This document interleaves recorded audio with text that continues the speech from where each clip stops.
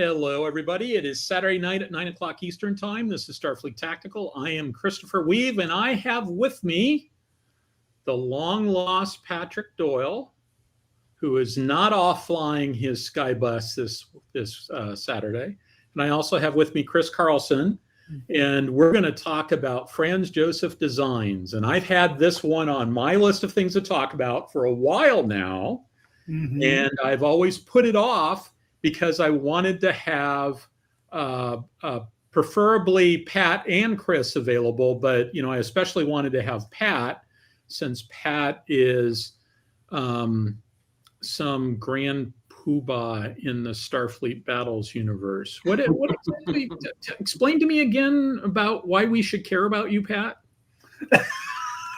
I'm a living, breathing human being with deep feelings, who happens to be the Federation Commander National Champion, or Helios. Oh, yeah, that's right. Yes, I did that. I did that a while ago. Yeah. And so Federation Commander is based upon Starfleet Battles for some value of based upon, and Starfleet Battles is based upon Franz Josef designed Starfleet Technical Manual, Star Trek Starfleet Technical Manual from 1975, and that is what we're here to talk about tonight.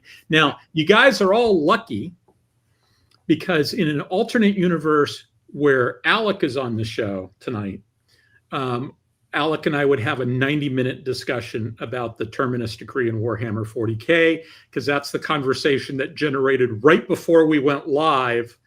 And I was in the process of expressing righteous indignation, I believe is the right phrase. But I will spare you all yet another Warhammer 40K discussion. I'm sure it'll happen at some point.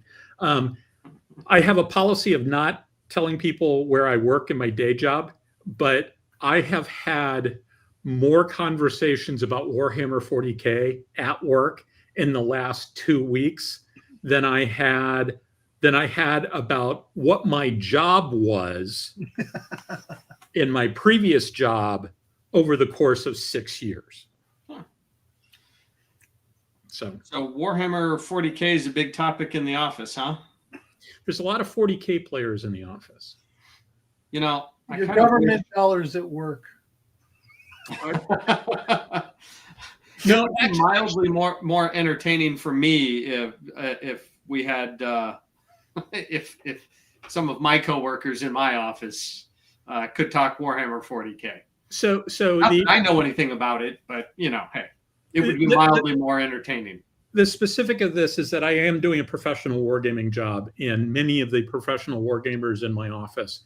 Okay, gotcha. Who, I mean, they are top-notch people. I keep finding myself going like, I don't have to explain that to you. You understand that already. I'll just shut up now because I don't have to explain fundamentals to these people. They all understand the fundamentals. Oh, that must be culture shock. I'm sorry, what? That must be culture shock. It is, because in the last job I had to explain fundamentals to people who were theoretically getting paid to know about the fundamentals, but didn't really understand. I will say that I actually now know 3 other pilots that are wargamers. I've encountered them in the last 5 years. Previous 20 years of in my career, never met a single one. But that you know about. That I know about, correct. The topic of moving little army men, plastic army men, doesn't come up very often. It's no longer the taboo subject that it used to be. Yeah. And I think that there's a lot of reasons. First of all, geeks are winning the culture wars. That's part of it. And the thing is like if someone like Henry Cavill can say to the world, like, oh yeah, I spent the entire COVID time painting my Custodes army, and if you don't stop me now, I'm going to tell you all about it. Yeah, I watched some of that interview. That was very amusing. There's multiple interviews like that, and I've talked in the past about how he did one on some show where he said that there was a comment that he had been wanting to make on the set of The Witcher about the chandelier in this iron chandelier in the main meeting room in The Witcher. And they put a picture of it up and he said, yeah, that looks just like a Blackstone fortress.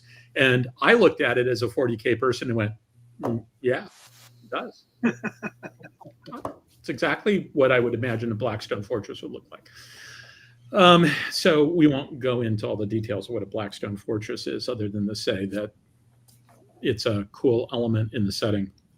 The ironic thing about all this is that I have someday behind me, there will be like rows and rows and rows of Warhammer 40K stuff. How about books? Yeah, well, I'll have Warhammer 40K books behind me because I've got all these Warhammer 40K books. I've actually played 40K once. How many times? Once? Twice? Oh, okay. Maybe twice. I think I played I played one complete game, and then I tagged in when somebody had to leave early.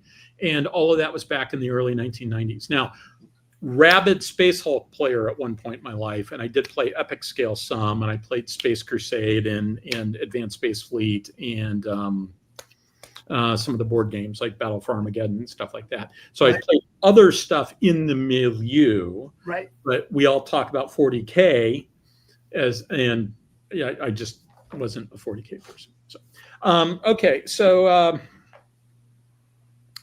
Lissa says, what year in the early 1990s? Like 91. So yes, Lissa, before you were born. So 91, 92. Okay, let's see. So we're going to talk about Franz Josef design, but before that, I just realized I immediately launched. I didn't say anything like, "Hey, Chris, how you doing?" How you doing, Chris? We are doing fine. As always, lots of stuff going on. Busy. did an appendix for the undersea warfare book for the China Maritime Studies Institute that's getting ready to come out. And I am looking forward to seeing that. And I'm actually in the day job, I'm getting to, I had to go find my undersea warfare hat so that I could put it on. And I haven't had to wear that hat for a while because I was not working I wasn't really doing Navy stuff. By definition, no. I'm sorry, what? By definition, no. You were working for the Air Force. I have not officially yet told anybody that I'm working for the Air Force. You did, and I'm saying it. Yeah, I did work for the Air Force. I mean, I told people that I worked at Wright-Patterson Air Force Base, so you can pretty much that I was a government employee. But, I could have been an NGA guy. They're everywhere. They are. See, what most people don't understand, Chris understands this, but what most people don't understand is that the way that you keep score in the intelligence community is every time you get on a VTC, you've got the SEALs behind you of all the different agencies that are involved in that particular location. So there's like your SEAL, like when I was at DIA, we had the DIA SEAL, and we had the Defense Technology and Long Range Analysis SEAL, and then we had the NGA SEAL. Because NGA embeds people all over the place, so they put the seal up, and that's how we keep score. And so you realize they're spying. I'm sorry, what? You do realize NGA is spying on you. We're all spying. We're spies. We were spies. They're spying on the spies. Yeah. Now, I was an analyst. I mean, so spy, as Chris knows when he's not making a joke, spy is a word that actually has a technical definition that neither Chris nor I met. And that's really good because I would be the world's shittiest spy. So it's a good thing I didn't do that. Okay. Pat, how are you doing? What's that? How are you doing? Oh, good. I've been working a lot of overtime all summer and stuff. This is actually my last day of vacation, so I can't be flying today. We are not allowed to fly on our vacation days. So, like, even if I voluntarily wanted to pick up a flight, I could not do it. So, and then I got a few more days off, and but otherwise, yeah, yard work.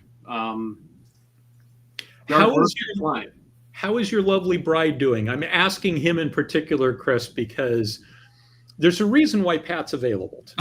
No, she is fine now. She is fine now. Yep.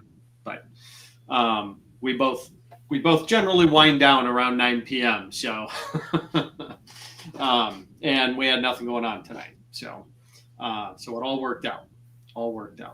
Yeah, sometimes people will hear like my phone is going to beep at 9:30. It's telling me it's time to go to bed. Mm-hmm. Yeah, it's reminding me that it's time to go to bed. Mine does that too. So, all right, let me take a quick look about questions real quick, and then I'll go ahead and launch the little presentation. What I've done is I've pulled together some thoughts. The idea is that basically I'm just trying to structure the conversation a little bit. Oh my God, it's like that episode of Star Trek where the giant hand. That's right. If I could paint it green, I would. But somebody did a model of that. The giant hand on the Enterprise. Holding the Enterprise? Yeah. Okay, let's see. Let me go through and see what people have to say. Okay.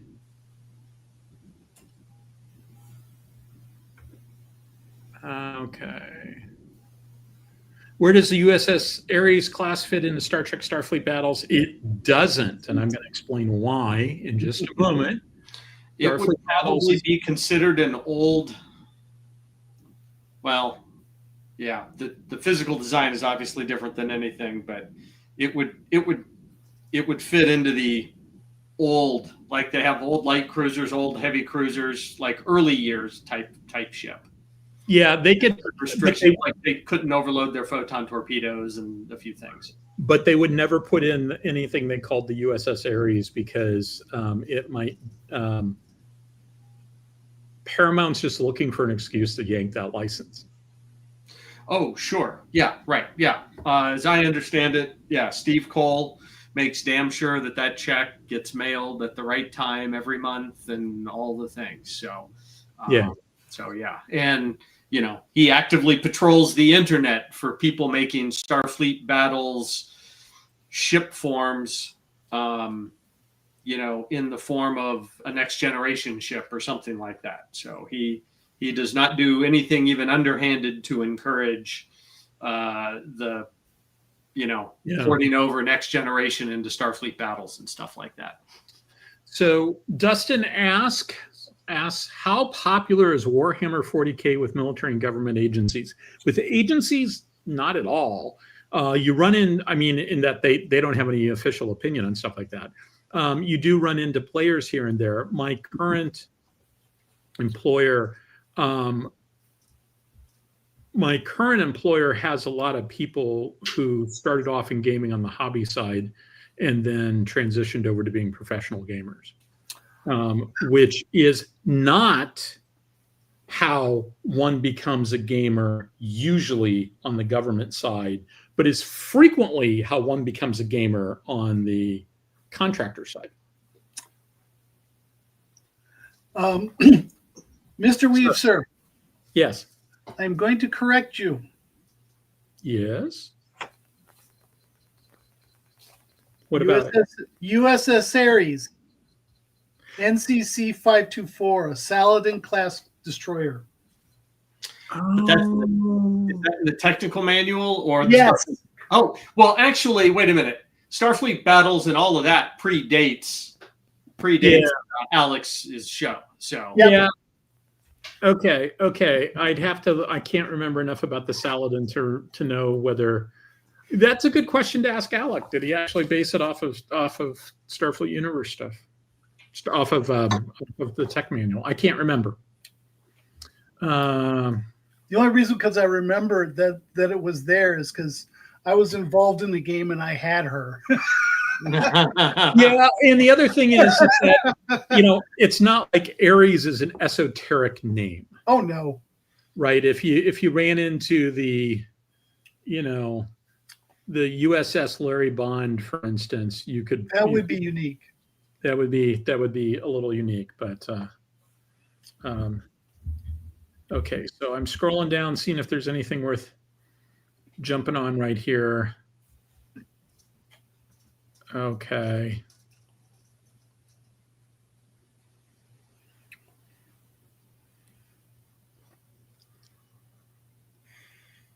So I got asked the question by Stephen Ross, did I ever work for Space Force? And the answer is no. Once I am officially done working for my government job, because I'm technically right now on terminal leave from that job, because I'm in the process of retiring from that job. I can tell you a little bit about, I didn't work for, I sometimes almost worked with, but the comment was, I used to make the comment, there was a particular joke that I'm not going to tell you because the only way to tell the joke is to actually use the motto of my previous employer. But I used to conclude with one wargamer, 2 services, 1 wargamer. And I got to say that to the 2-star one time when he said, are you doing any work with Space Force? And I said, well, sir, as we say in my branch, blah, blah, blah, 2 services, 1 wargamer. And he just laughed because, the answer was, I didn't really work with those guys just because, it wasn't that I didn't want to. It's that we were stretched kind of thin. And in a perfect world, we would have done more work with them. We really would have, and we could have done, there's a lot of productive work we could have done with them instead of the unproductive work we did with other people. But we didn't have a choice about doing the unproductive work. We had a gun pointed at our head. Okay. All right. So let's see. Yeah, Dustin's asking if we're all glad we don't have to burn the midnight oil on the graveyard shift. Well, Pat does sometimes because Pat basically works for his employer 24/7. I've had employers where, like when I used to go to sea, I always volunteered for the overnight shift. And what I usually ended up doing was I'd do 7 on, 5 off, especially if I was on board by myself, because I was the guy that they could go send off on a ship by myself. And so like if I was off on a cruiser or destroyer alone and unafraid and was trying to do 24-hour coverage in the ASW cell, I usually did 7 on, 5 off. Mm-hmm. And I would I do like the overnight work until breakfast, go eat breakfast, then go to bed, then get up and eat lunch, and then work for a while. And I did stuff like that all the time. Okay, let's see. All right, so there's a question about whether Skydance is going to fix anything. I have absolutely no idea whether Skydance is going to fix anything whatsoever. By fix, what do they mean by fix? Well, it says fix the Star Trek disassociation. I think it's just I would argue that the current generation of new Trek is kind of problematic. Like Star Trek Discovery, for instance, was what's the word I'm looking for? Garbage. I would say not popular. Yeah. I try not to say too many bad things about Discovery on YouTube or the other stuff because okay, if you guys like it, then anybody out there who likes the new stuff, be my guest. I can go off and I can tell you all the reasons why I don't like it. But I'm never going to complain about somebody liking something, right? If you like something, go, you be you, go like it. Yeah. Same thing, like I don't have any problem with people really, really getting into Star Wars and really, really getting into the background and really, really trying to analyze Star Wars. I don't analyze Star Wars because I think Star Wars is unanalyzable. But if you want to try, hey, be my guest, go do your thing. But just don't ask me to do it. All right, so that takes us to the end of the questions. Let me go through a few things. And so first of all, the agenda. I love this ship idea of naming something the Franz Josef. So I'm going to do the usual schedule slide. Let's talk about Franz Josef a little bit. Let's talk about Franz Josef designs, including the tech manual and the blueprints. I've got question marks there because like the tech manual, actually I should have the blueprints first. The blueprints came out first. Mm-hmm. They both came out in 1975. The blueprints came out like towards the beginning of the year, but the blueprints had actually been done in like 1973. And then he sort of like revved stuff. And I'm not sure when the tech manual was actually done because he started doing stuff and then it eventually turned into something that Bantam published. And then we'll talk about the somewhat cantankerous relationship with Gene Roddenberry and Franz Josef in Starfleet battles, and then we'll kind of look at some of these ships that are there. I do want to have a couple of caveats about the sourcing, right? First of all, there's a lot of stuff you can just find by Googling it. There's a lot of stuff on YouTube, like Triangulum Studios has a specific thing about Roddenberry and Franz Josef. And I re-listened to it, and it reminded me of a bunch of stuff that I've seen from some other sources. There's some stuff here that I'm almost positive is in the computer that is in a box in the guest room and has not yet been set up. It's going to end up being set up right there. Hasn't been set up yet. And so I haven't pulled that stuff off. There's very specifically, there's an essay that his daughter wrote about how this all came about. And the thing is, she's told two different versions of that story. They're not necessarily incompatible. One is very much let me tell you the short version, and the other one is kind of the long version. But they don't quite match on the details. And if I could, I went looking for that version, I would have just read the page of text to y'all, because it's a nifty little story. And it says, it's sort of told in the third person, and then it concludes with, and how do I know all this? Because I'm the daughter who asked him to go to do these drawings. So I'm doing a lot of this from memory and just doing some things, pulling some stuff in. This was mostly about getting us together so that we could talk about this stuff. Okay. All right. So probably won't do a show next week. Probably having dinner with my friend Fred and his wife Liz, because they're going to be driving within 90 minutes of me. And so I'm going to do an intercept and have lunch, have dinner with them. And I don't think I can get back in time to do the show. But I expect to do a show the week after, and then I won't do a show on the 20th of September because I'm going to be at a science fiction convention. And then I will do one on the 27th. And then on the 4th of October and the 11th of October, I don't expect to be doing a show. On the 4th of October, I'll be looking at Civil War battlefields. Which one? I think we're going to do, so I'm tagging into a group that's doing a whole bunch of them. So I think I'm tagging in for Richmond, maybe Petersburg, but Richmond. Okay. Because I think what's going to end up happening is I'm going to go down on that Saturday morning. They're going to do Petersburg on Friday and then drive to Richmond Saturday morning, and I'll meet them in Richmond. And then on the 11th, I will be. My niece is getting married at 5 o'clock Central Time on the 11th, so I will be unavailable. But then the rest of October, I expect to be available. So that's what the schedule looks like. And here's all the stuff that I've sort of got in the queue. None of that's changed, except, of course, I'm crossing one off of the queue. Let's see. I'm trying to think if there's any...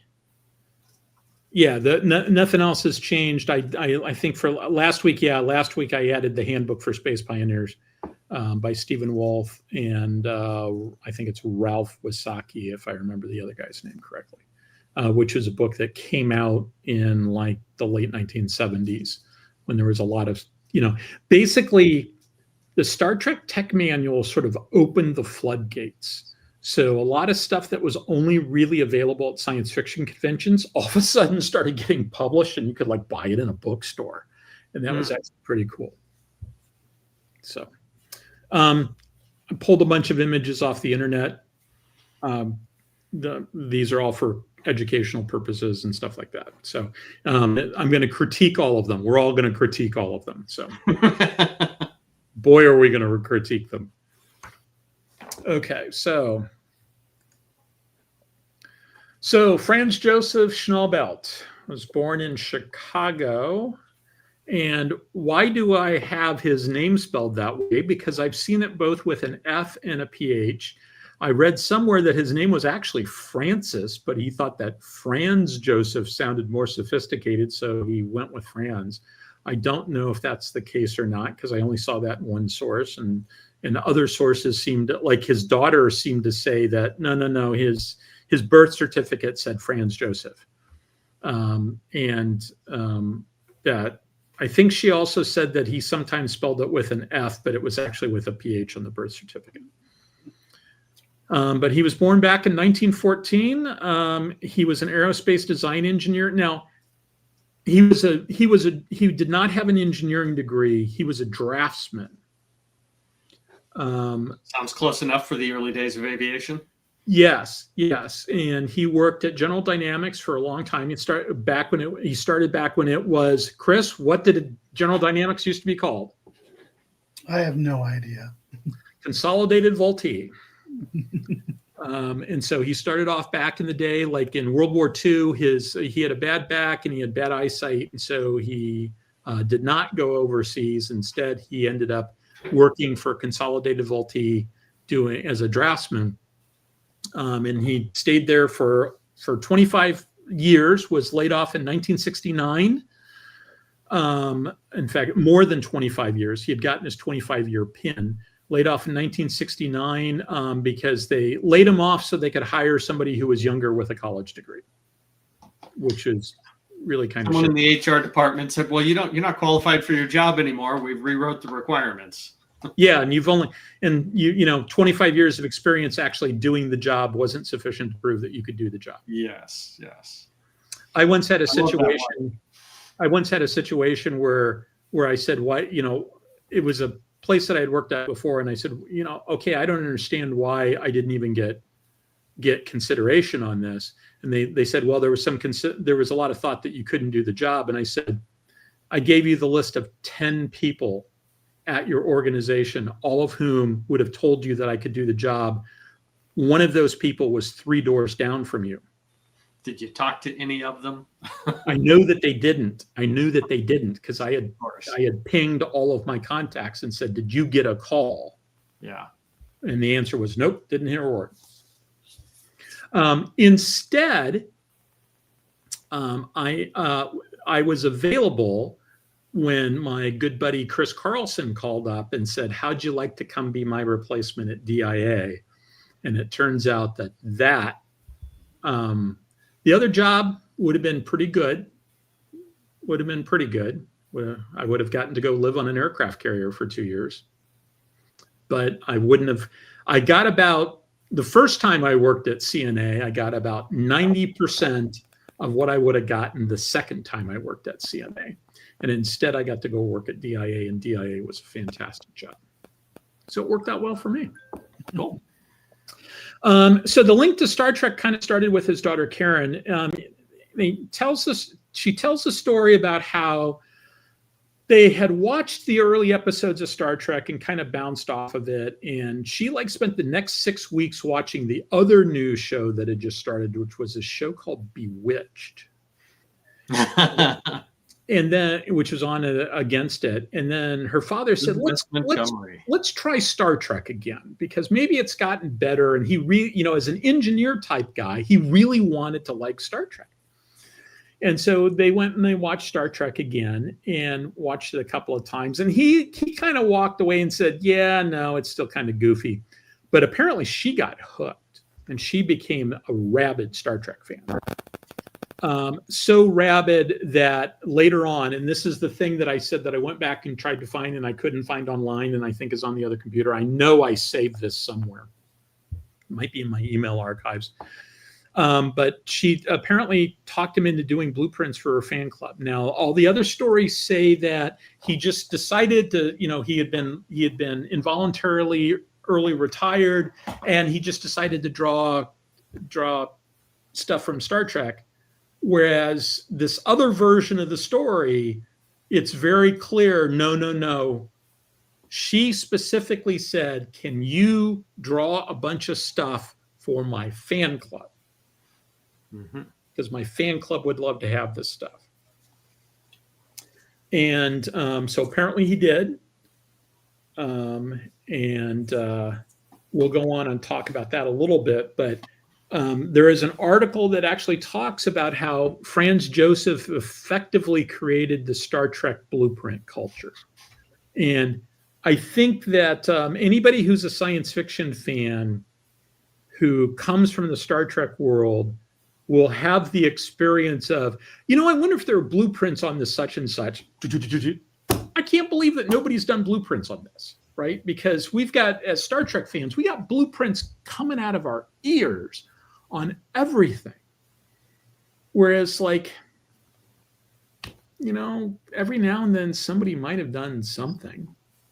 Lately, it seems to have gotten a little better. Lately, it seems to be the case that there's more, like, for instance, 2001 blueprints and stuff like that. But it's nowhere near the level that it is for Star Trek. It really isn't. And Franz Josef, I would argue, is the guy who created all that. Now, I've been doing a lot of talking. You guys have any rocks you want to throw in that? No, I saw some stuff in some later things I might comment on. So carry on. Yeah, I figured this is pretty much history, Chris. I'm sorry, what? This is pretty much history.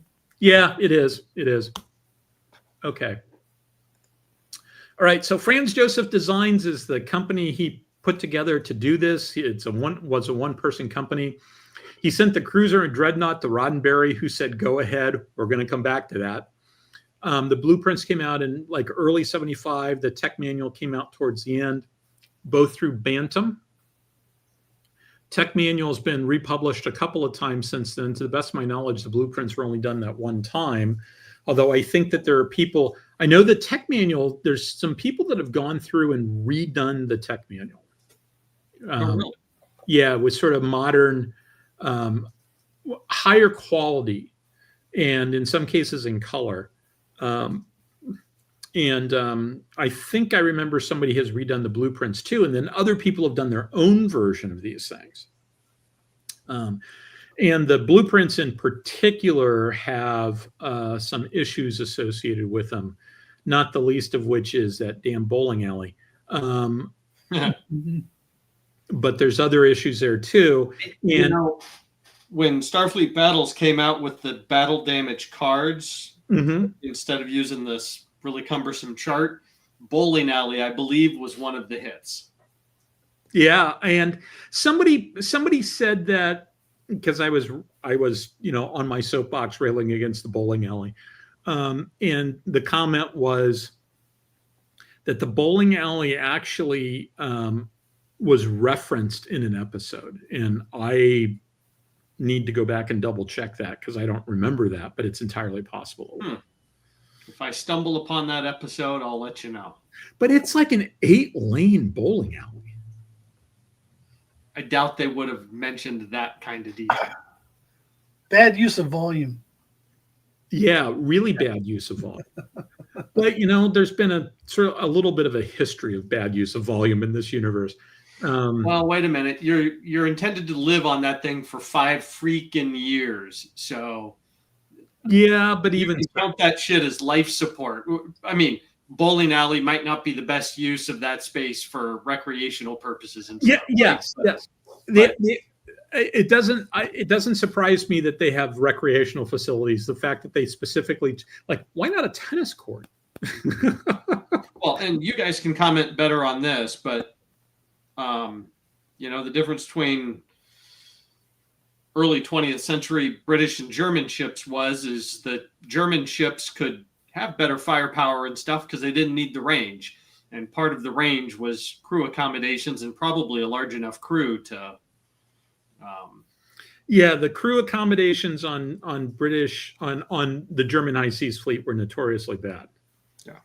And they also used things like small tube boilers, which were hard to maintain at sea.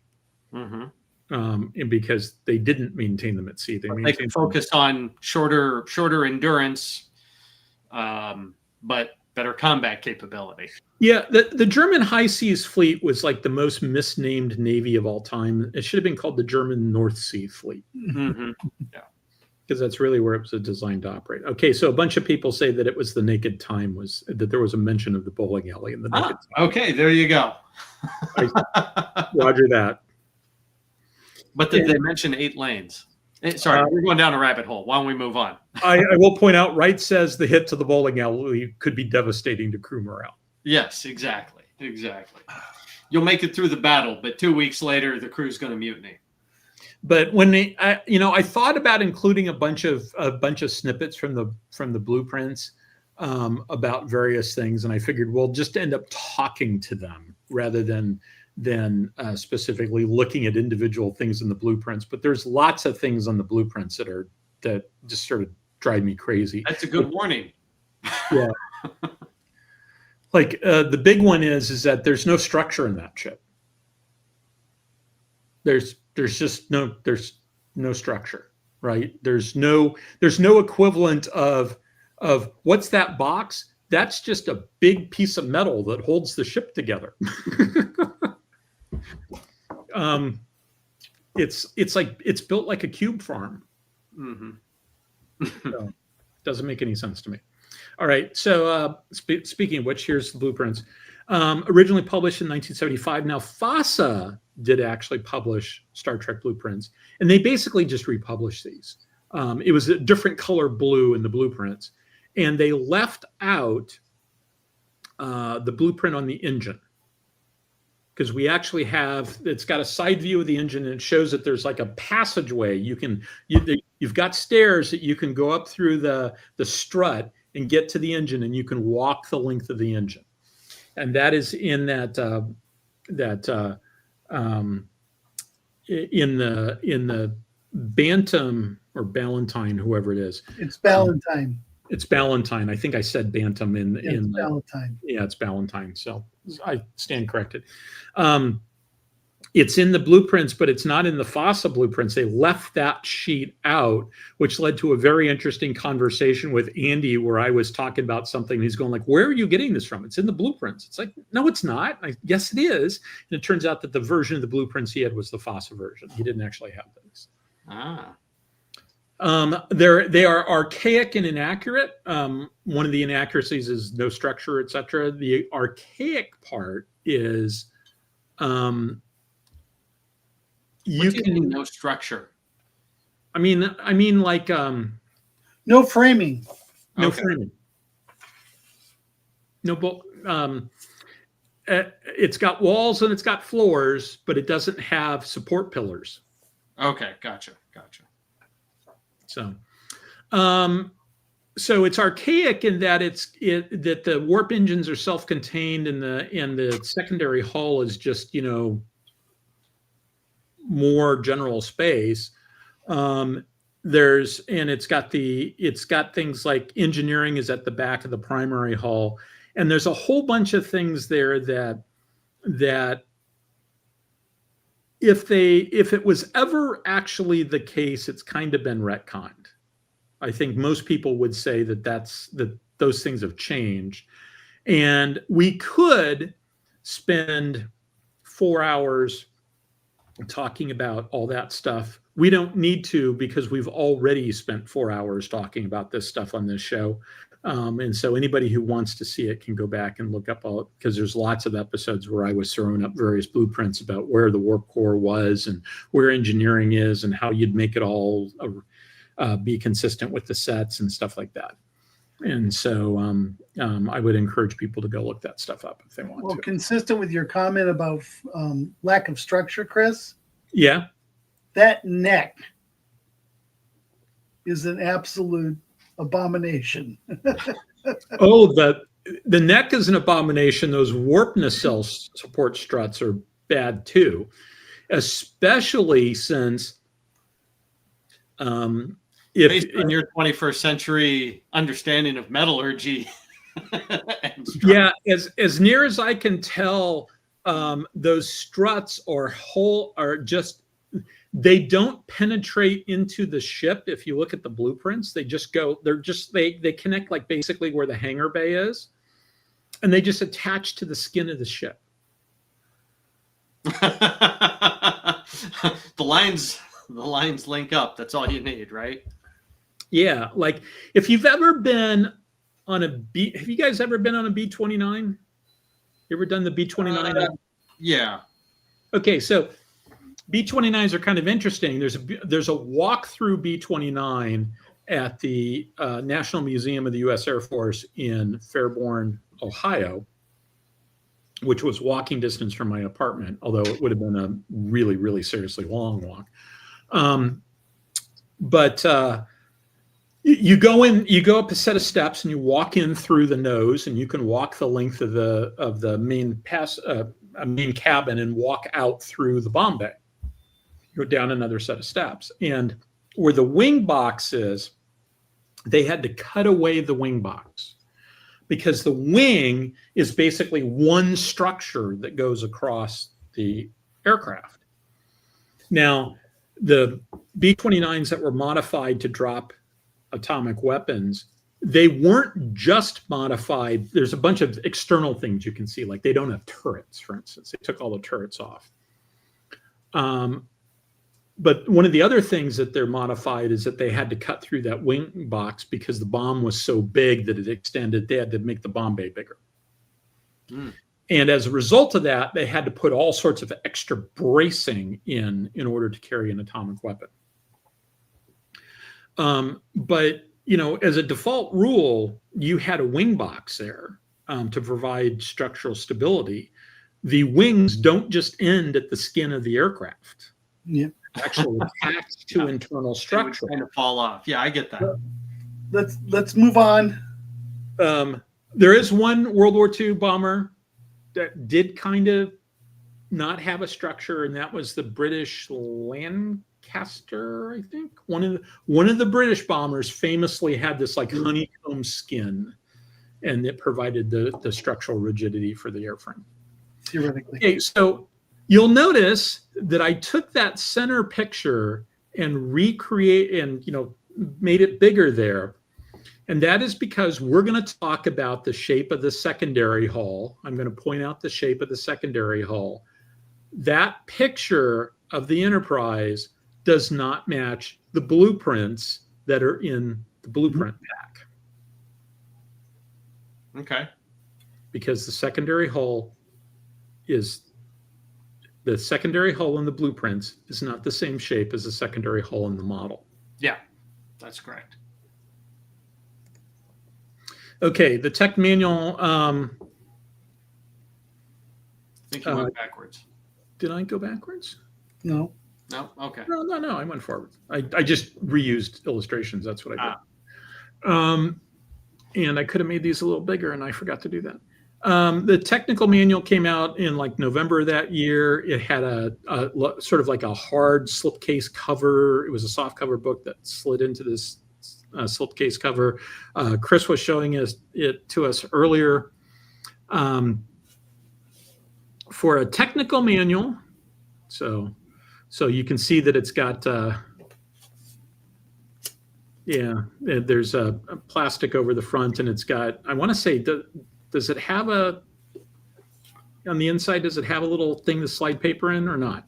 No, it's paper inside the plastic cover. Yeah, which was really kind of weird that they published it that way. But there's a lot of things about this thing that are weird. Like for something called a technical manual, it includes a lot of non-technical things, like Articles of Confederation. It includes patterns on uniforms. If you want to make your own uniforms, includes a lot of stuff on flags, and it's got all the colors so that you can get the colors right. It's got the official type style. When I look at it, I go, this is all the sort of stuff that you need if you're going to run a fan club. Official. So the fan club roots are really, really strong in this book. I say that the font is painful because the entire thing is in uppercase. Mm-hmm. And it's sans serif font, and it's very large. And as a general rule, serif fonts are easier to read when they're big. Sans serifs are easier to read when they're small. Okay, so Gene Roddenberry and Franz Josef. So Franz Josef sends a letter in the designs for the cruiser and the dreadnought to Roddenberry in 1973. Roddenberry comes back and says, "Oh, this is fantastic. You should get together with my people at Lincoln Enterprises." Now, my people in this case is his wife. You should get together with Lincoln Enterprises, and we should talk about, doing license stuff, et cetera, et cetera. But that didn't seem to actually go anywhere. So he had a con deadline approaching. And so he sent a letter off to Paramount and said, hey, I've got some stuff I'd like to sell at this show. And I think this ties in with his daughter, the rabid fan, wanting stuff for the fan club. He wants to sell this stuff at the show. And so he contacts Paramount. And Paramount responds in like 3 days, which is just unheard of, and says, yeah, sure, go ahead. We don't care. Star Trek. There's no money in Star Trek. They say yes. And Paramount also, they sent the stuff to him, and Paramount said, oh my God, this is fantastic.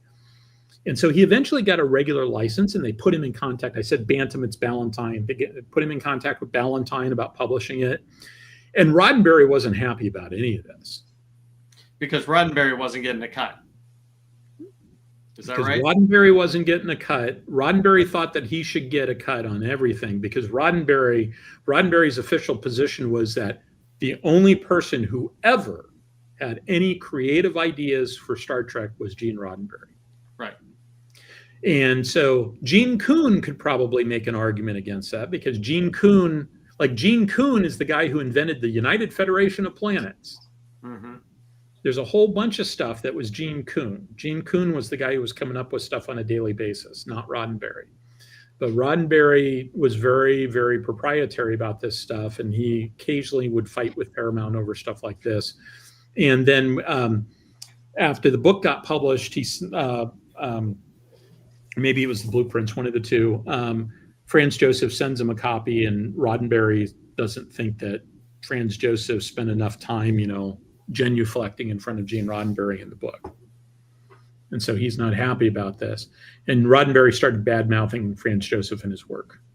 We'll talk about that in the next slide also. Paramount did offer him a job on Star Trek The Next Generation. Remember, he's a draftsman. He can design stuff, right? So kind of think Rick Sternbach here. And apparently Franz Josef was just tired of dealing with Roddenberry. And he said, yeah, thanks. No, thanks. Some of it, he did say, you can use my stuff. And so some of the stuff does show up in Star Trek The Motion Picture. Some of those lists of ships show up. There's some place in one of those movies, I think it's in the first one, where a Federation dreadnought shows up on the screen. No. Which one is it then? No. In the motion picture, in the beginning, in the radio chatter, you can hear discussions between scouts and the dreadnought. I can't remember the name of the dreadnought, but in the beginning of the motion picture, at the communication station, okay, you hear all this radio chatter. I thought we saw a drawing of one in one of the movies. No, in Star Trek 3, I think on one of the back panels as they're coming into spaceport or something, there's a destroyer or a tug or something on, and it's probably one of those split-second things that unless you're so dedicated that you're going frame by frame, you're not going to see it, because I've never seen it before. Yeah, TJ says in the Wrath of Khan, you get the Saladin and tug drawings on the screen. Okay, Roger. You get what? You get the Saladin, the destroyer, and you get the tug. Okay. Just like in Star Trek 2, huh? Yeah. Okay, I'll check for that. All right. Okay, so Roddenberry then comes up with these rules for starship design. And a lot of people notice that he never, ever, ever talked about these until after Franz Josef, until he had the falling out with Franz Josef, and he had previously said he really liked the stuff that he had done, and then all of a sudden he didn't like the stuff. And he came up with a set of rules that basically invalidate pretty much everything that Franz Josef, all the Franz Josef designs that weren't the original Enterprise. So first of all, that warp nacelles must be in pairs. The destroyer, the scout, and the dreadnought have odd numbers of nacelles. Warp nacelles must have at least 50% line of sight on each other across the hull. The transport tug, when it's got something, when it's carrying a container, it violates that rule. Both the warp nacelles must be fully visible from the front. This is the one that's the least violated, but you can argue that the destroyer and scout with the main sensor that hangs down, that it violates that, and that the bridge must be located on the top of the primary hull. This one's also sort of a little bit of a technicality. There's a passenger tug passenger pod for the transport tug that specifically has a bridge because it can operate at sublight speeds by itself. It's got impulse engines. And I'll point that out when we get to it. And so a lot of people interpret this as Roddenberry specifically invented these rules so that he could, because it lets him further denigrate Franz Josef's work. Gotcha. Okay, so Starfleet battles. Licensed from Franz Josef. It cannot include anything after the original series. As Pat already said, Steve Cole polices that quite strenuously to prevent anything bad from happening. And you can really make the argument that the Starfleet universe is not Star Trek, that it was kind of Star Trek-like up until the point where, you got beyond the animated series, and everything since then has been different. Chris, I'm not too sure of that. Because in the animated series, we had Kazinti.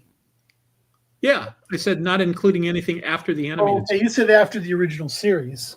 Oh, I meant to say animated. animated.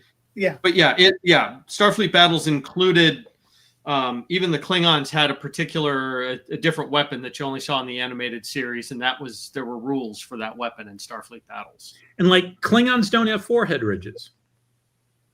Klingons look like the original. We hadn't gotten to that. It wasn't the motion picture. But you're right. Yeah, it's all old style Klingons, old style ships, all the things. And there's a lot of other things that, if you go through and you look through it, Franz Josef had this weird idea about what warp engines actually did. And that weird idea seems to be in Starfleet battles. And the Federation looks like it's a lot bigger in Starfleet battles. It is. It's huge. Yeah. Because they go by the map that was in there in the technical manual. And, the Federation's 8,000 light years across, and it's a perfect, at least according to the drawing, it's a nearly perfect circle.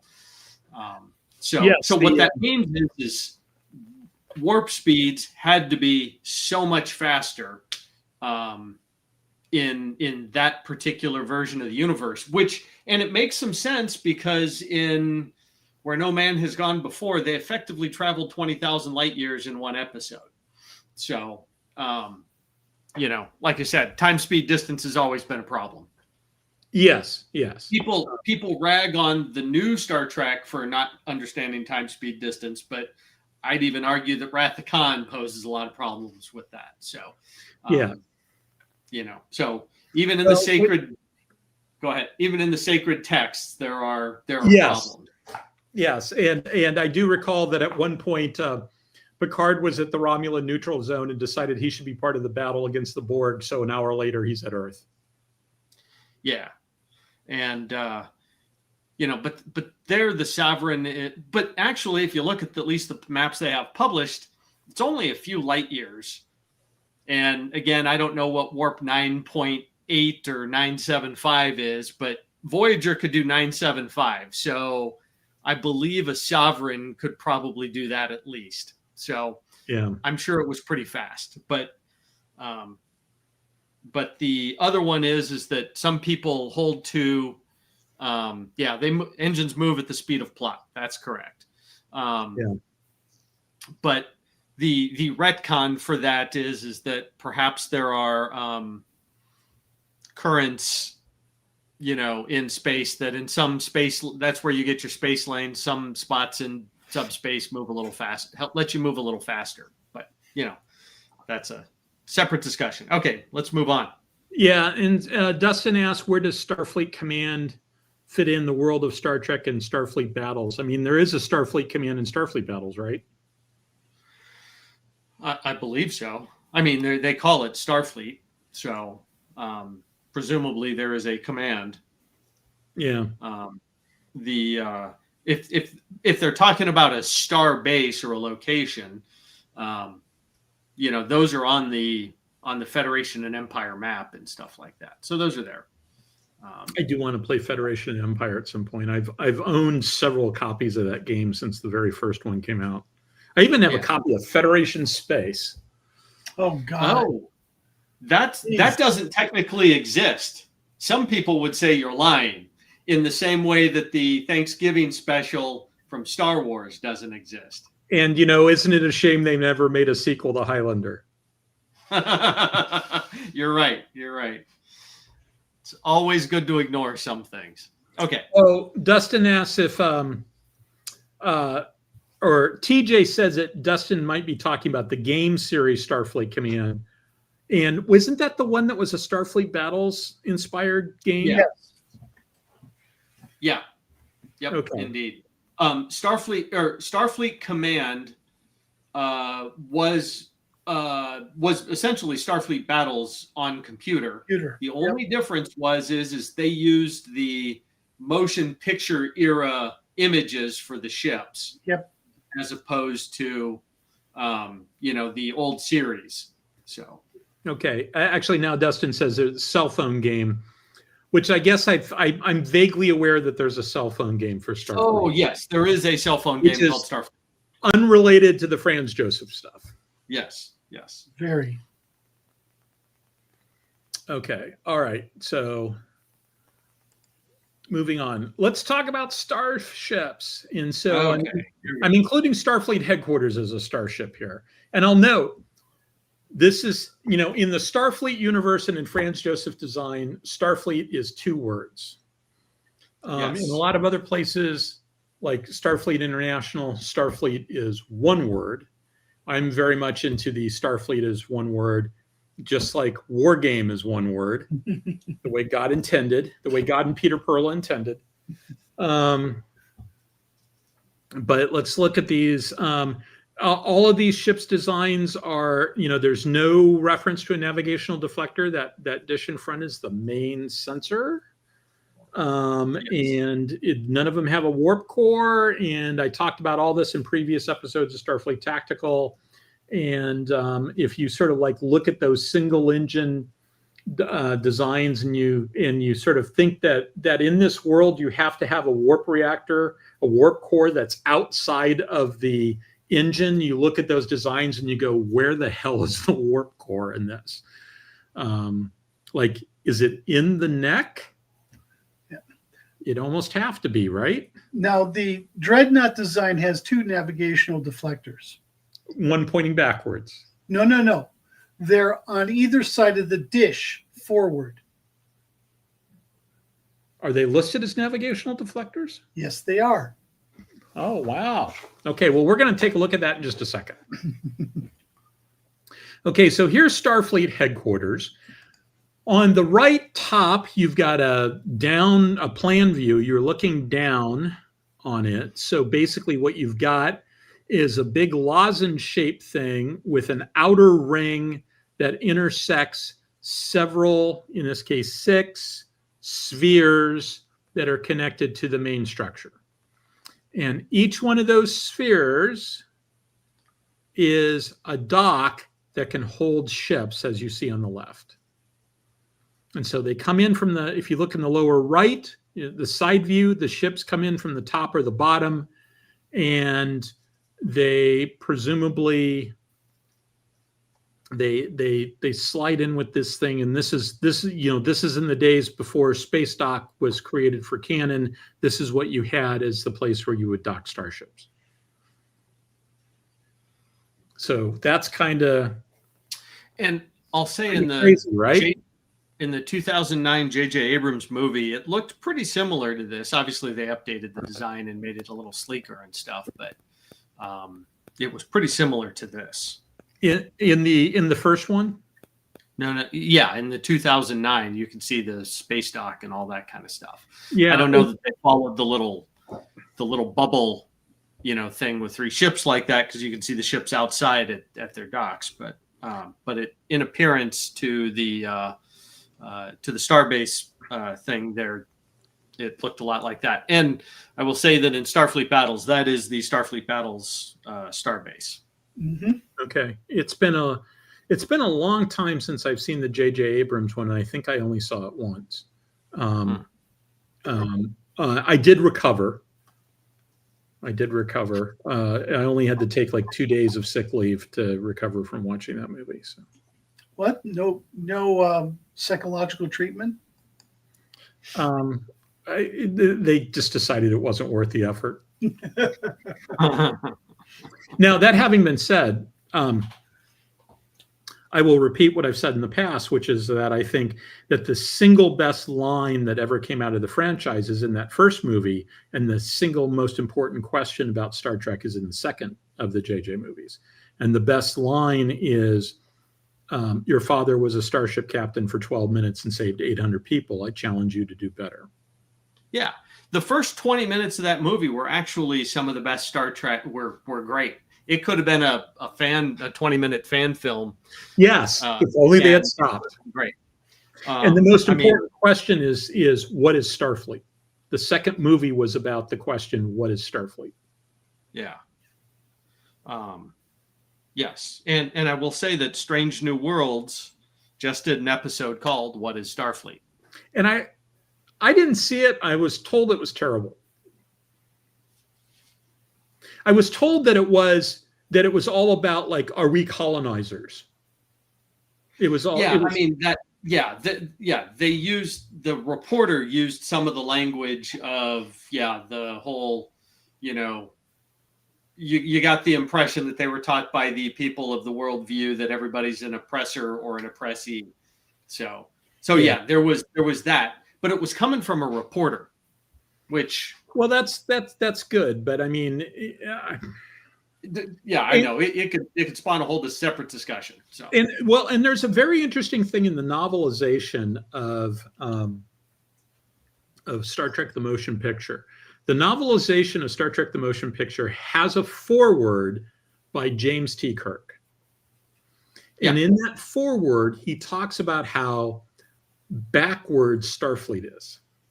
Yes. That the people who are in Starfleet are not representative of the Federation as a whole, because they're not into, like, all the cyberware and collective consciousness and all the other stuff that the rest of them are, that they're really pretty conservative, and they're just sort of like plain old humans, and the rest of the Federation is off doing all this other stuff. Mm-hmm. And he also talks about how Starfleet isn't the best and the brightest, because when they only took the best and the brightest, they had really high casualty rates, and they had a lot of instances of people just sort of like wandering off and going native. And so that they had specifically... Right. If you're so open to new ideas, every alien race you meet might seem like, wow, that's a way smarter, better way to do things than we do. Yeah. Because you like the novelty. And that James T. Kirk was the member of the first class that decided to get rid of the best and the brightest as being the entry requirement. Now, that's how I got into Starfleet. That having been said, I find that opening to that novel to be utterly fascinating and simultaneously kind of garbage. So, yeah. Alyssa points out that James T. Kirk was actually a book nerd. And the other thing I'll point out is, like, he's got... I'm going to give a real quick. So the reputation that Kirk has is actually Picard's background, guys, not the other way around. Just... Yes. Picard was the womanizer. Kirk has this reputation of being a womanizer, a love him and leave him type, etc. He's described as a walking book with legs. By Gary Mitchell, if I remember correctly. And, if you look at Kirk's background, he is not a love him and leave him kind of guy, right? He very much is the guy who falls hard and takes a long time to recover from it. So, this idea that he's the love him and leave him guy doesn't make any sense. So, in any event, that has absolutely nothing to do with anything that Franz Josef ever did. So let's move on. Okay, so here's the other part of this. And so to orient everybody, what the thing on the left, I have superimposed over the illustration, the side view illustration of Starfleet Command. So basically, you can sort of think of the Starfleet Command, that main lozenge shape, as being kind of like a tire. It's a donut, but but it's not a round donut. It's sort of an egg-shaped donut. That doesn't, I understand that egg-shaped donut doesn't make any sense, but you've got this big area.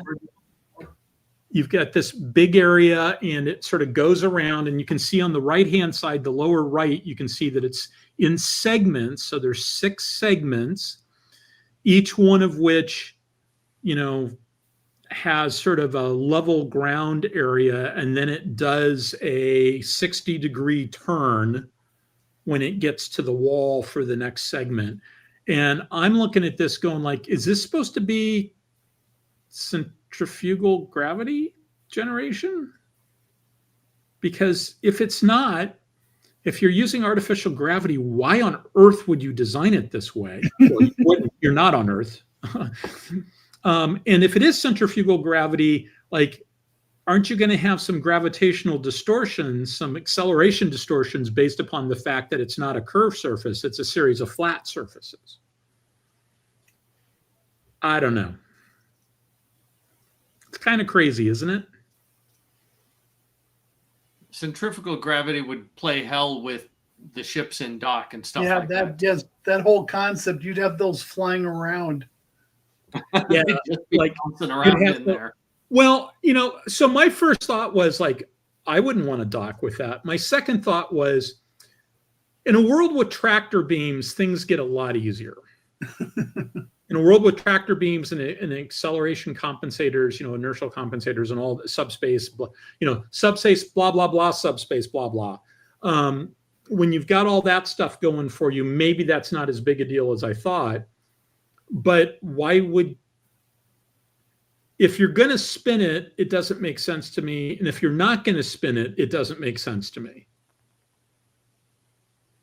Well, if you've got the artificial gravity, you can have them oriented any way you want.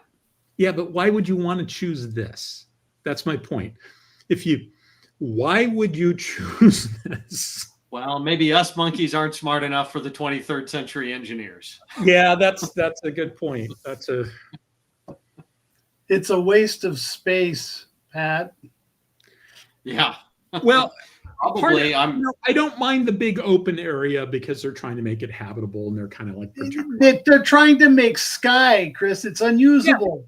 Yeah, I know, but okay, that doesn't bother me as much as sort of the orientation stuff. I don't understand what the orientation gets you. I just don't.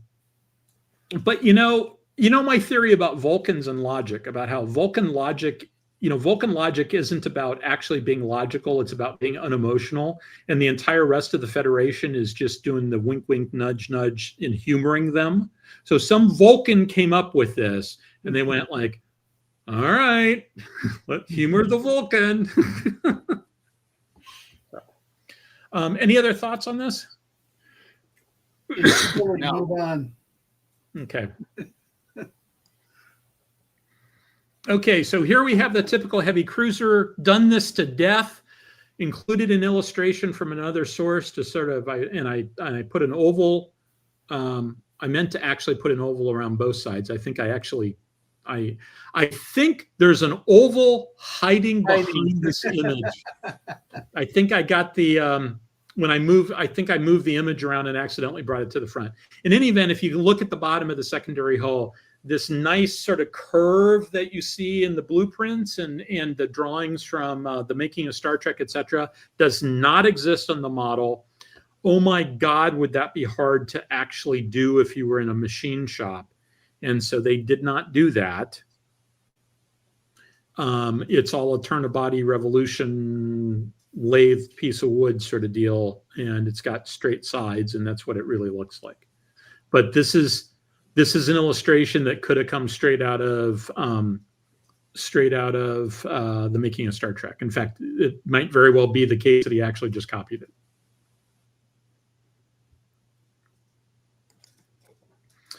So this is where you get the weirdness with the bridge. He noticed that the turbo elevator seems to be at the back of the model, not off to one side. You know, we know that in the real world, for television reasons, they wanted it off to one side where it was because it just worked better for their camera angle, their desired camera angle. But the end result was they ended up with a model that did not match the set. And so Franz Josef's fix for that is to have a 36-degree offset for the bridge. Which doesn't really matter to them. Which doesn't really matter to them because they've got, blah, blah, blah, subspace, blah, blah, blah, inertial compensator, blah, blah, going on.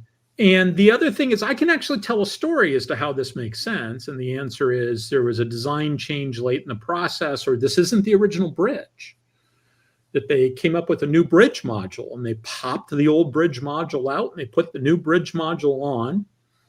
And they said, okay, we're going to move the turbo elevator and we're going to have to do an offset. And everybody went, Roger that. The only way it doesn't make sense is if it's a window, but the screen is a screen of which they can display whatever they want. Yeah. The back of the ship, the side of the ship. So in the grand scheme of things, doesn't matter. Nobody's going to know because they have inertial compensators. So yeah.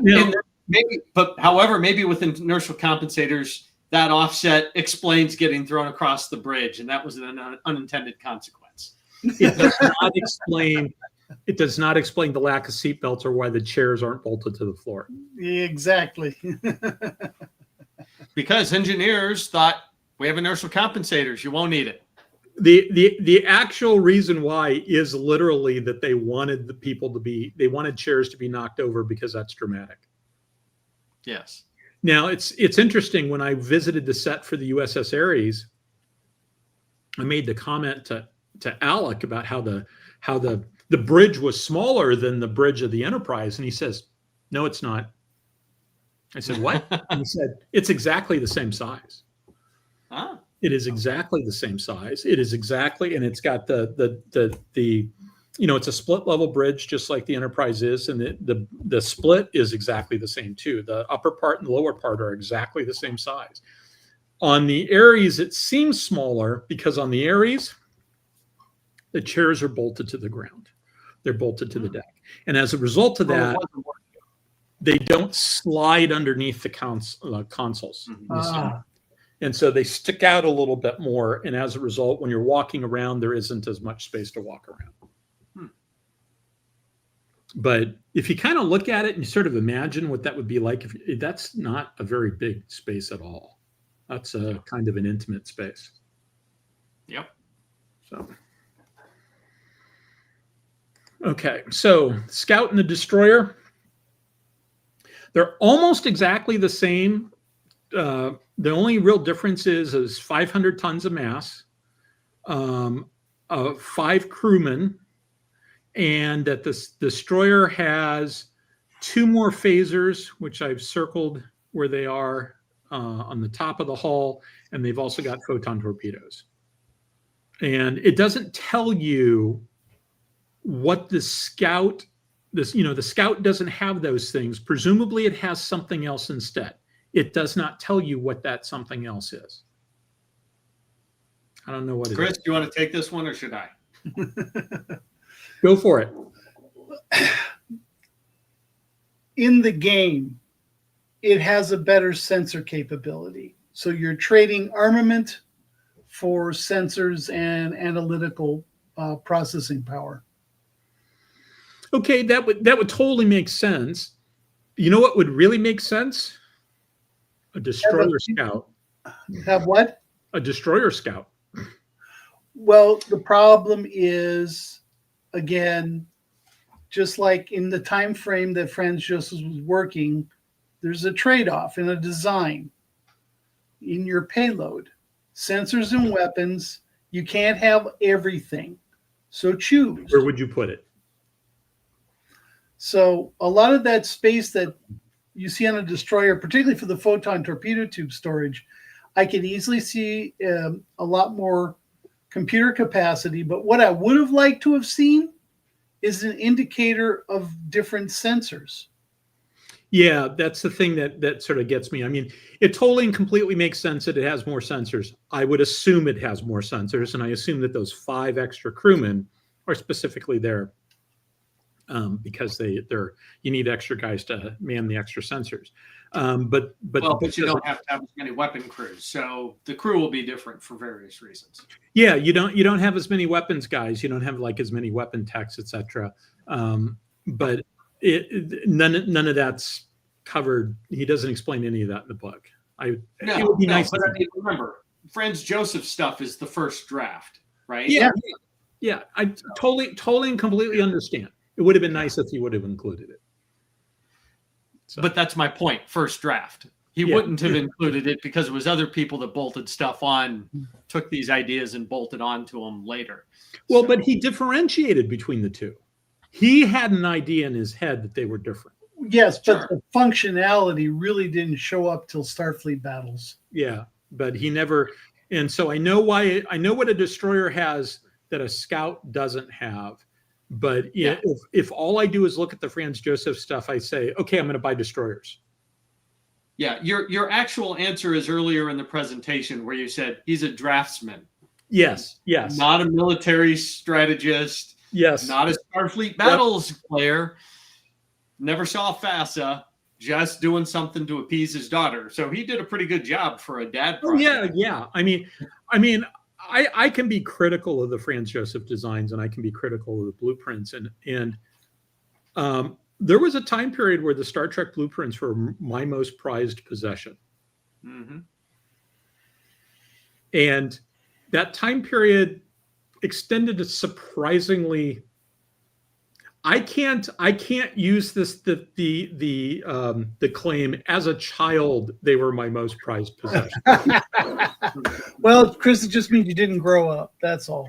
No, I think in college they might have been pretty far up the list. So, okay, so here we have the transport tug, and so there's lots of different modules there, and it can carry two of these things in echelon with that big pad that they just the toe pad that they connect to. The one that I included is some of the decks for the passenger module. And if you'll notice, you look on the third one down, there's something labeled bridge. That circle at the front is labeled bridge. And then it looks like you've got a tube, a gangway plank that goes right underneath the bridge, and you've got the computer on either side of the gangway bridge plank, a gangway tube, and then below it you have the ship's computer, and then above it you have the bridge. That's how I'm interpreting that to be. And I noticed there's a pool. There's a pool, and we see a pool in some other places. Like we see a pool on Starfleet headquarters. We do not see any bowling alleys mentioned for Starfleet headquarters, and I don't see any bowling alleys here. So apparently, people must fight to get on board the cruiser so they can bowl. Yes, but there's a very interesting point on this people tug container. Mm-hmm. There's no fuel. Yeah, for the impulse engines.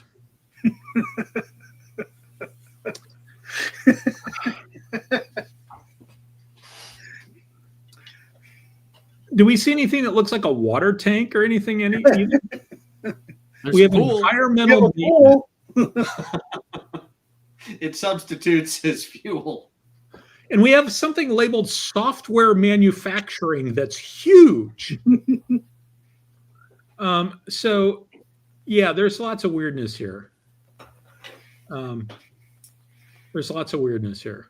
I mean, and why would Starfleet have essentially a cruise liner pod? Oh, I think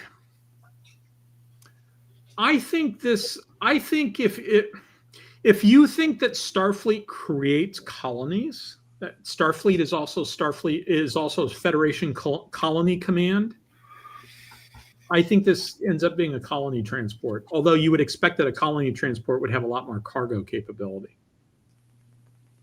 Well, sure, you take 2 pods. Yeah. You can carry up to 3. Yeah, and so maybe the second and third one are cargo, and they put all the people in one because it's just easier from a life support standpoint. So that's how I kind of justified it. I'll note it's got a separate theater and a separate movie. Yeah. And they're both relatively huge. Look at the coffee shop and the bar. Oh my God. There's 2 coffee shops and there's 2 bars. Of course you need 2 coffee shops. And and the refreshment lounge, which apparently is something different. Oh, and dancing. You got the library. Well, the library's pretty big, right? Got to carry all those books around. So I love Franz Josef, but I love the idea of this ship. Now, I Pat, think the actual execution could. What's the one pod that's missing? I know that there's a bulk pod. There's a liquid pod. I don't recall seeing a container pod. There's probably a weapons pod of some sort that's missing. Yeah, the battle pod. Battle pod, yeah. Yep. That's missing. Which is what they added to Starfleet Battles. And that made the tug actually quite nasty. Yeah. It did come with power sources and reactors and stuff like that. So. It could power its own photons too. Yeah. Yeah. Okay. So it could properly protected. It was not to be trifled with. But it wasn't very quick. No. All this talk about bowling alleys, the dude abides. He does. Dude abides. Okay, next one is the Dreadnought, which Roddenberry later said that he disliked the militarization that was in the Franz Josef design stuff. But, that was one of the things that he was sent the drawing of the Dreadnought and he gave it a thumbs up. And then later he said, I have a problem with this. And so I don't take that criticism very seriously. Well, no, because that's kind of the real world criticism because he's not getting money for it. So that's the real world effect for that dislike. So. Yeah, I see navigational deflector there. Wow.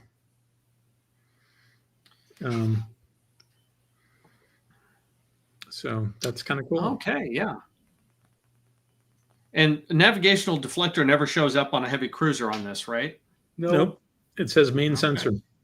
The only other place you might see it is on one of the cargo pods. It has something similar. Now, Chris, you did mention FASA earlier. These ships never show up in the FASA Starfleet ship books or anything like that. They only showed up in Starfleet Battles.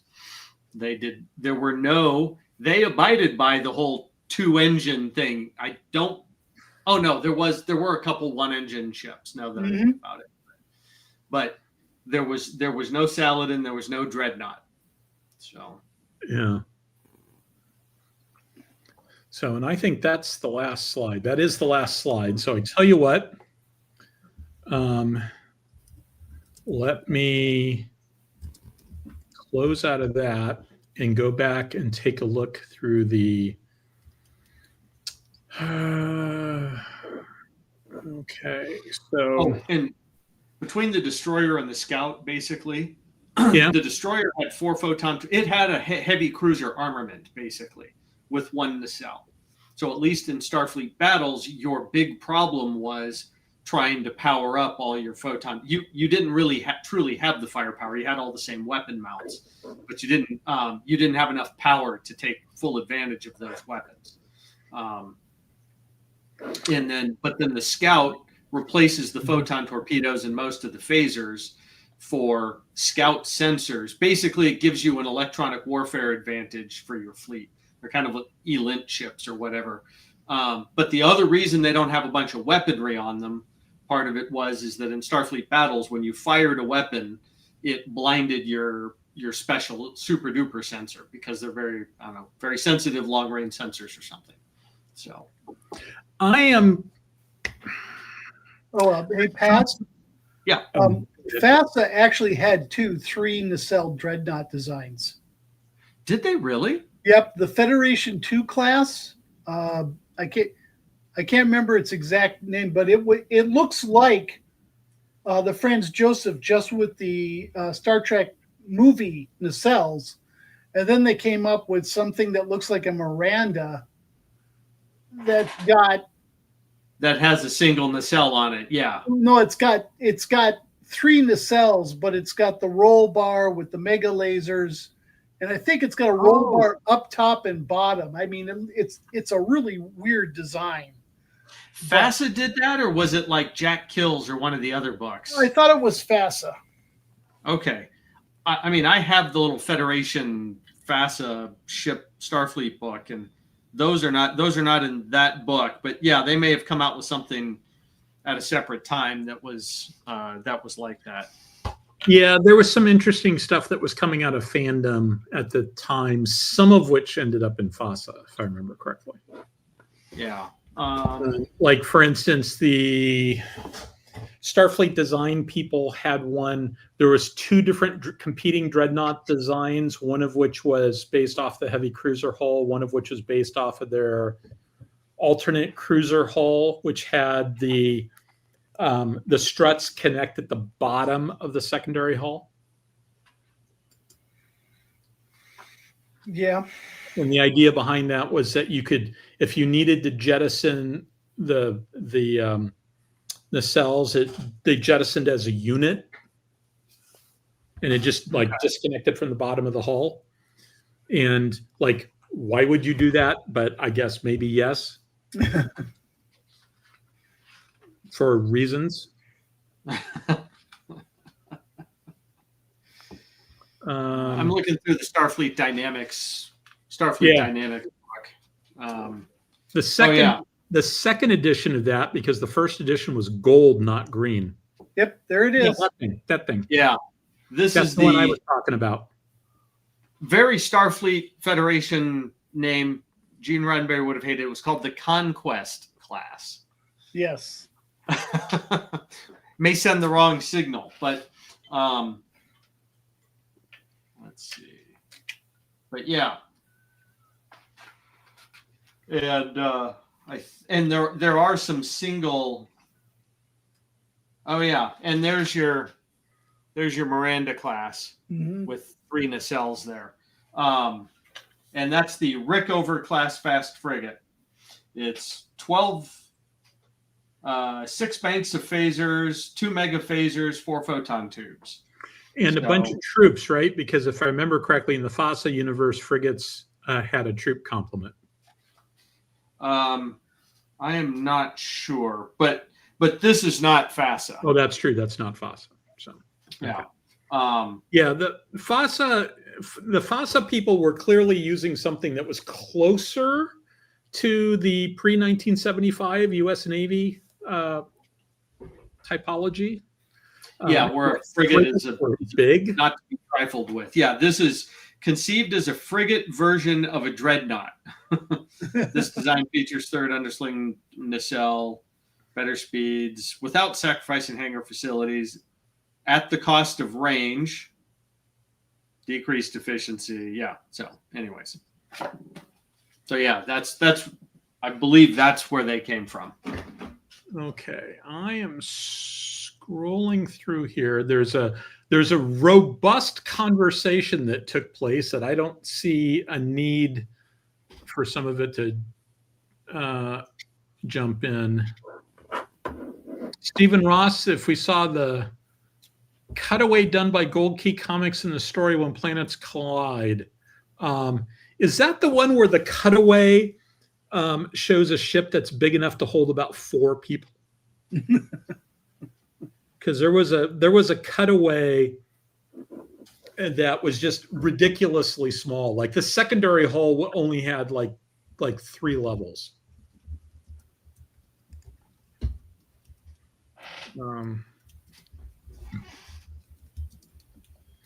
Okay.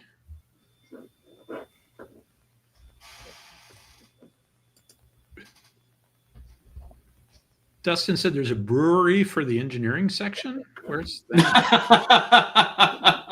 You're not authorized to know.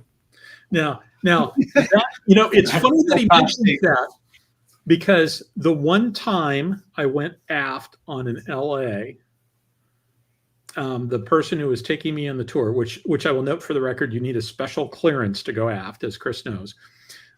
So I went aft on an LA, and the guy who was taking me around pointed to a space, and he said, "And that's where they hide the still."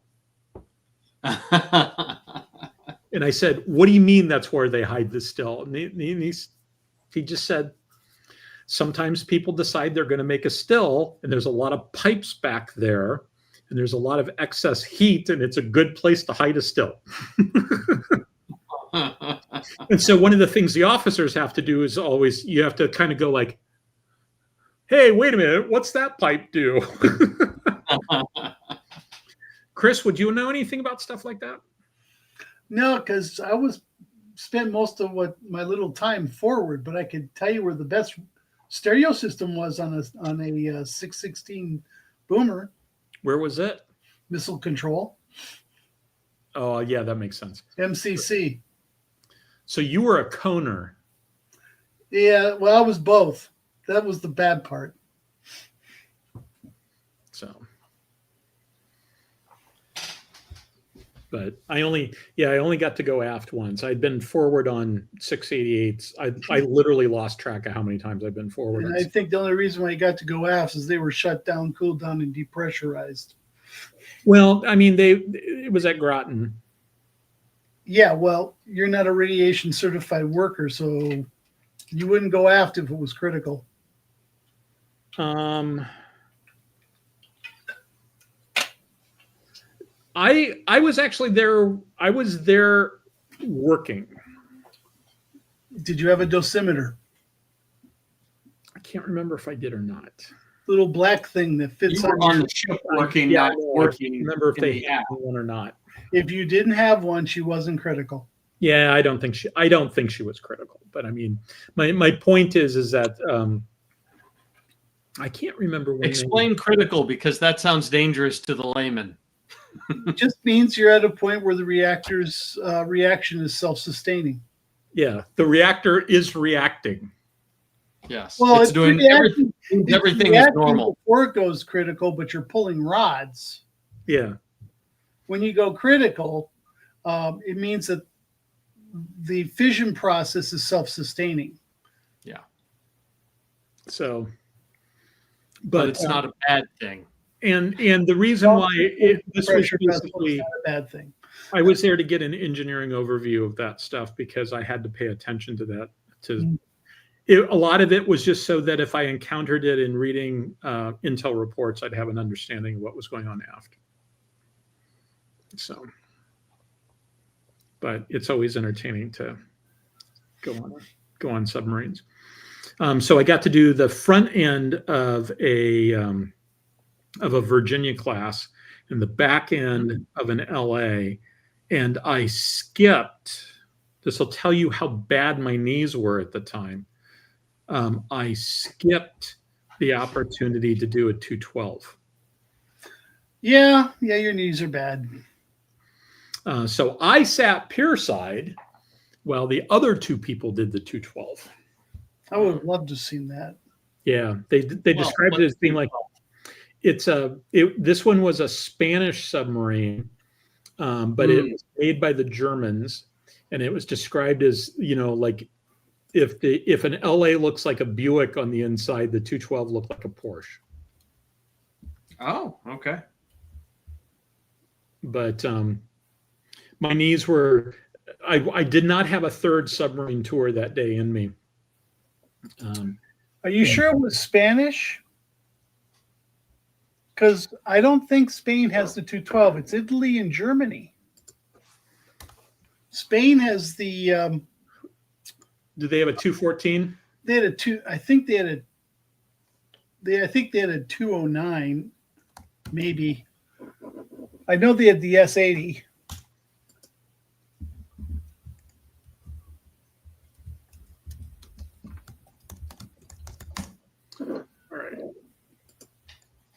Okay, let's see.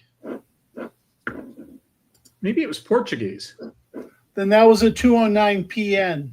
No, they have a 214. They're an operator of the 214. That's pretty dinky. Yeah, it wasn't very big.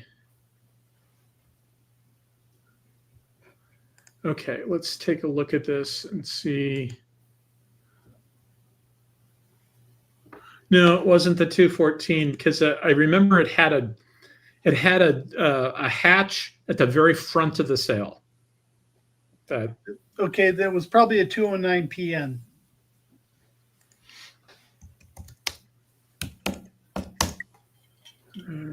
Okay.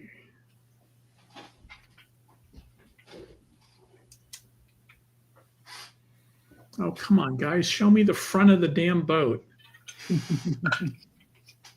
Well, All right, let's see who operates it.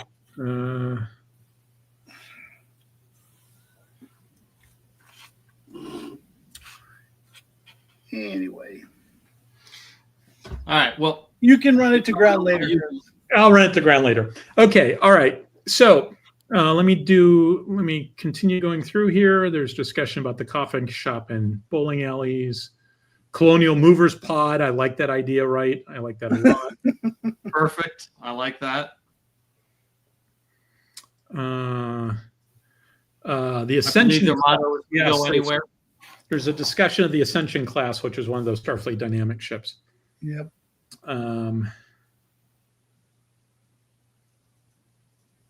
Okay. So TJ points out, if you think of Franz Josef pulling from submarine designs, the ship hull as a shell without internal supports makes more sense to me. Yeah, in some ways that makes sense. The pressure hull is a lot of the support structure, but it's not all of it. Oh, no. There's a lot of framing. Yeah.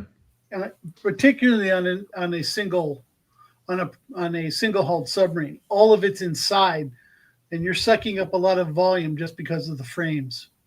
Yeah. You know, you're talking a frame every 2 feet. Wow. I can believe that. Oh, Chris, I did pick up Harpoon 1997 on the computer yesterday. I've loaded it.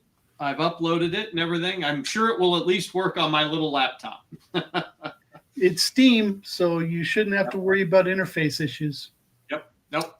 And I did also, just for as long as I was there, I bought SeaPower, which is the pretty one, which I would use on my better computer, or more powerful computer. I could try that. I haven't loaded that one up yet, though. SeaPower, think of it as similar to World of Warships. Yeah. It's not that video gamey, is it? Yes. Okay. I've got a friend who was an Arleigh Burke captain. He said it was actually pretty good and pretty fun. So they cut a lot of corners in certain things to speed up the play. Yeah. And we've had some talks with them about, if we do a new Harpoon, this is where it would differ from SeaPower's. Okay. So Chris, explain how it is that Pat could be buying old computer games today. It's because Microprose is getting licenses for all the old games that people grew up with and converting them to be on Steam. So can you think of any games that Microprose has done that to, that perhaps you might want people to think about buying? Well, like I said, Harpoon 97 is up. Harpoon Classic 2003.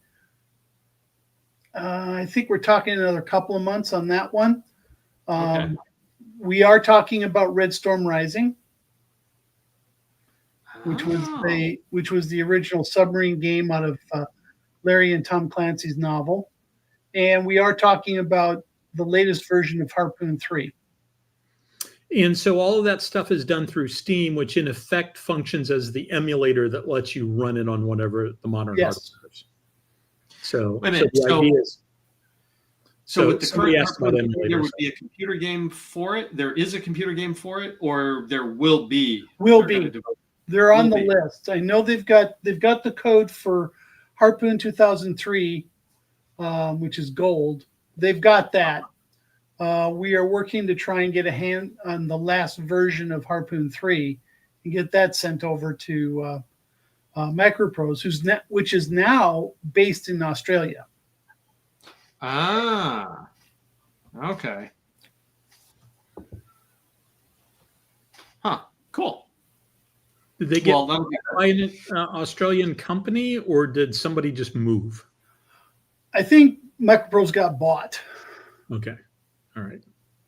They are working on a carrier battle game where you're basically the admiral, but it looks a lot like you'll have to depend on reports and stuff. You know what I mean? It'll be like, no, you're on the flag bridge of the Lexington, and you have to make your decisions based on this map and reports you're getting and stuff like that. Presumably, for the people who like pretty explosions, there will be some things where you can go watch all the stuff. But I'm hoping they'll be able to get some of the older Starfleet command games back up and running, because the DVDs I have of it won't work on my machine. They don't understand Windows 11. yeah, Steam does have the Starfleet Command, the original one. I sympathize with them. Yeah. What's that? He said they don't understand Windows 11. I said I sympathize with them. Yeah, but the DVDs don't. But on Steam, you can get it. Yeah. What they don't have and what they need is Starfleet Command Orion Pirates, which Yes, they Orion, cleaned up. that was one of my favorite games. Yep.